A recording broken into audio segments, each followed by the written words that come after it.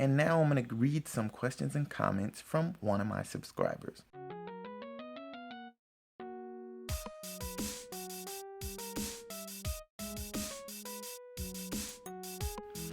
Today's question is from Josiah, and his question is, what are the mysteries of the Rosary? Well, Josiah, I'm going to make a longer video, animated video, explaining this in more detail, but I'm going to give you a quick, down and dirty introduction to the Rosary. First of all, it was a custom, it has been a custom for a long time for Christians to pray all 150 Psalms. And that custom, which has been around since the 3rd or 4th century, or even longer, changed after the barbarians came into Rome and attacked. So after that, it was pretty much a very scary period with turmoil and danger and all that. So people weren't really worried about getting educated, and they didn't have the opportunity because they're trying to protect their lives and keep the government together and all these other ridiculous things that we don't have to deal with. So education went way down, literacy went way down. So a lot of people, instead of reading the Psalms, decided to use beads to count 150 and say some other prayer like the Our Father or the Ave Maria. Now, once people started saying the Ave Maria more often, that's the prayer that Gabriel came and said to Mary when he first saw her. In the Gospel of Luke, he said, "Hail, full of grace, the Lord is with thee." So after people started saying the Ave Maria, they decided that it might help them to better focus on Jesus' life if they thought about different periods in his life. So they took all these 150 prayers and split them into groups of 10, which are called decades.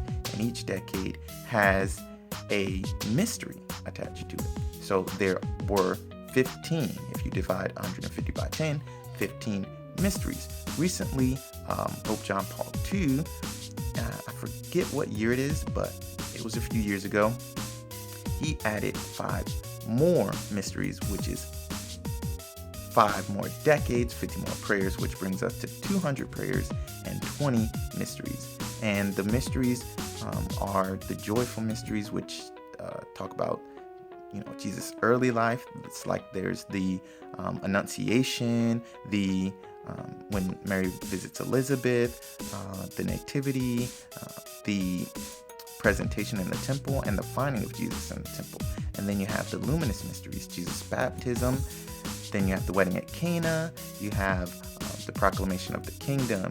You have the transfiguration, and you have the institution of Holy Communion. And then you have the sorrowful mysteries, which is the agony in the garden, where Jesus was sweating blood and praying, and Judas came and captured him. And then you have the scourging at the pillar, crowning of thorns, the way of the cross, and the crucifixion. And then you have the final glorious mysteries, which completes the set, and that is the resurrection, the ascension, the descent of the Holy Spirit, which is when the Holy Spirit comes down on the apostles in the upper room, and then they go out and speak in tongues. And then you have the Assumption of Mary and the coronation of Mary. And that's the 20 mysteries of the Rosary in a nutshell.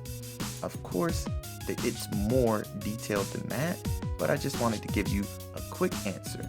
Thanks so much, Josiah, for your questions. Thanks for watching. And everybody else, you can leave your comments and questions, and they might appear in a video just like this. So please leave your questions and comments below. If you like these videos, subscribe, check out our other videos like the Catholic Q&A, and then we have the Rosary Challenge. In the meantime, in between time, stay holy, my friends.